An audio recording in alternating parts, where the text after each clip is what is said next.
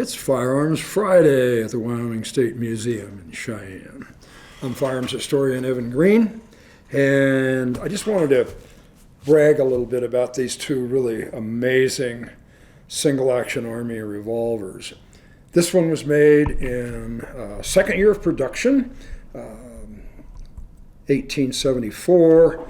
This one in 1876. They're both martially marked. They got the U.S. stamp on the frame. And, as a museum people, we aren't too concerned with monetary value, although we do need estimates in order to make sure that we have adequate insurance on the firearms in our collection.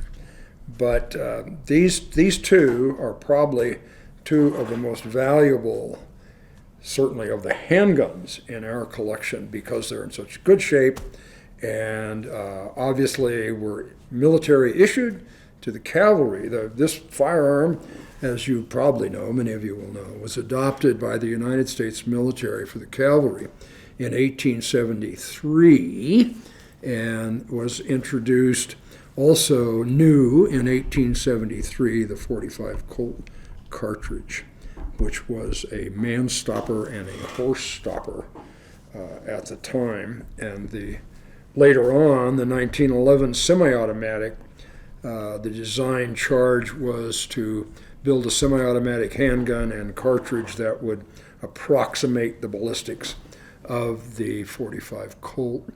So again, adopted in 1873. In 1892, the Army started to phase these out and replace them with a Colt double-action revolver in .38 caliber. And that combination proved inadequate. It was the standard issue revolver for American troops in the Spanish-American War in 1898 and the subsequent Moro Wars, and particularly against what some would call fanatical Moro warriors. That .38 was just inadequate.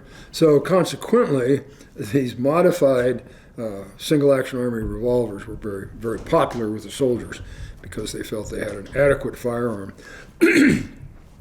These were, after the pretty much demonstrated failure of that .38 caliber revolver, the Army adopted the Colt model of 1909, which was basically the civilian version was the Colt New Service, and the 1909 was only in service for 2 years until it was replaced by the John Browning's designed Colt model 1911 in .45 ACP. And the Colt New Service came back in a slightly different form in 1917 when there weren't enough semi-automatics, 1911s to go around for everybody that needed a handgun. So both Colt and Smith & Wesson manufactured a revolver that would take the .45 ACP cartridge. And in order to make that work in a revolver, because the .45 ACP is a rimless cartridge, some genius invented what they called then half-moon clips, which held the rimless cartridge, but would still have surface area to engage that star extractor in order to take the empties out of the gun. So, those model 1917s were unique, in which it was the only time that a single model number was used for two distinctly different firearms.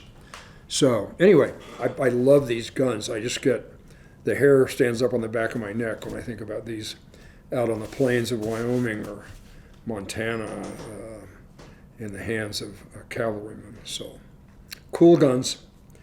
That's it for today. Thank you for watching.